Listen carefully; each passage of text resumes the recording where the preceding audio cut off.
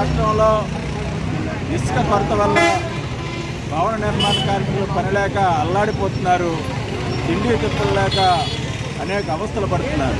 గతంలో వైఎస్ జగన్మోహన్ రెడ్డి ఇసుకను అమ్ముకున్నాడు, అధిక రేట్లకు అమ్మాడని చెప్పి పెద్ద ఎత్తున ప్రచారం చేసిన టీడీపీ కూటమి ప్రభుత్వం మేము వస్తే అధికారంలోకి వస్తే ఉచితంగా ఇస్తామని చెప్పి మోసం చేసి ఈరోజు ఇసుకే లేకుండా చేసిన విధానం అత్యంత దుర్మార్గం.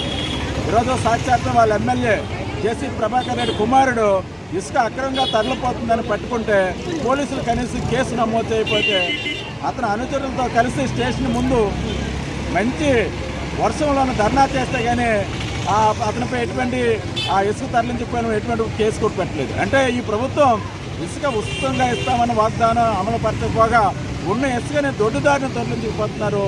దీనిపైన వాళ్ళు సాక్షాత్తు వాళ్ళ ఎమ్మెల్యే జేసీ జస్మిత్ రెడ్డి ప్రభాకర్ రెడ్డి కుమారుడు ధర్నా చేశారు.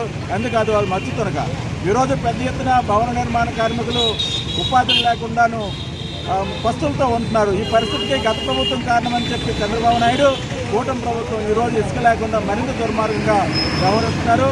ఒక ఆటో ఇసుక గతంలో 1000-1500 దొరికితేనే చాలా పెద్ద ఎత్తున మోసం చేస్తున్నామని పెద్ద ఎత్తున కార్మికులందరూ తిరుగుబాటు చేశారు. ఈరోజు అదే ఆటో ఇసుక 3000 నుంచి 5000 రూపాయలు అయ్యి ఇంకా ప్రజలను అడ్డువిరిచే విధంగా వ్యవహరిస్తుంది కూటమి ప్రభుత్వం.